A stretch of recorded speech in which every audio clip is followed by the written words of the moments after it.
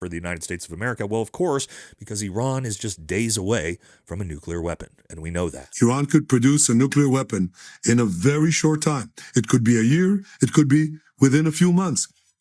They have the wherewithal, the stored up, preserved knowledge to make a bomb very quickly if they wanted to do it. Iran is so dangerous. Weeks away from having the fissile material for an entire arsenal of nuclear bombs. They're very close. They're 6 months away from being about 90% of having the enriched uranium for an atom bomb. Iran is gearing up to produce 25 bombs, atomic bombs a year, 250 bombs in a decade. Ladies and gentlemen, time is running out. Iran will be capable of producing alone, without importing anything, nuclear bombs within 3 to 5 years. Since 1995, we've been telling the same story. 31 years.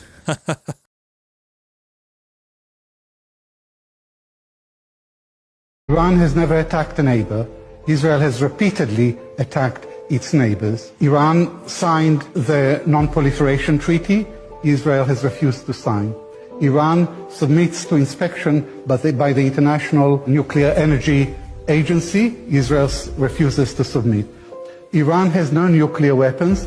Israel has between 75 and 400 nuclear weapons. So Israel poses an existential threat to Iran. For the last 40 years, Israel has conducted a systematic campaign of disinformation about Iran. Why the lies? Why the double standards? Why the hypocrisy?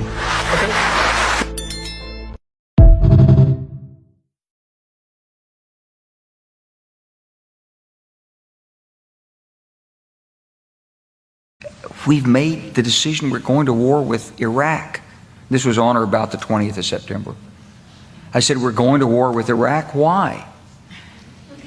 He said, I don't know. He said, I guess they don't know what else to do. I came back to see him a few weeks later, and by that time we were bombing in Afghanistan. I said, are we still going to war with Iraq? And he said, oh, it's worse than that. He said, he reached over on his desk, he picked up a piece of paper, and he said, I just got this down from upstairs, meaning the Secretary of Defense's office today, and he said, this is a memo that describes how we're going to take out 7 countries in 5 years, starting with Iraq and then Syria, Lebanon, Libya, Somalia, Sudan, and finishing off Iran. I said, is it classified? He said, yes, sir. I said, well, don't show it to me.